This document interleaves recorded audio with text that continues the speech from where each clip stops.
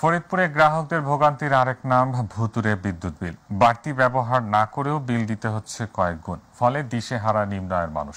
এদিকে অভিযোগ অস্বীকার করে কর্তৃপক্ষ বলছে ভিন্ন কথা। প্রতিনিধি শফিকুল ইসলাম জনির রিপোর্ট। ফরিদপুরের সালথা ও নগরকান্দায় এক মাসের ব্যবধানে বিদ্যুৎ বিলে এসেছে ৩ থেকে ৪ গুণ। ভুতুড়ে বিদ্যুৎ বিলে বিপাকে পড়েছেন সাধারণ মানুষ। আমার সমস্যা হচ্ছে গত মাসে আমার যে বিল আসছে এই মাসে তার ডবলের বেশি আসছে। সালথা সোনাতন্দি গ্রামের প্রবাসী হাবিজুর রহমান গত মাসে তার বিদ্যুৎ বিল এসেছে ৮০০ টাকা। মাত্র এক মাসের ব্যবধানেই তার বিল এসে দাঁড়িয়েছে ২৫০০ টাকা। অথচ তার ঘরে ব্যবহার করা হচ্ছে একই বৈদ্যুতিক সামগ্রী।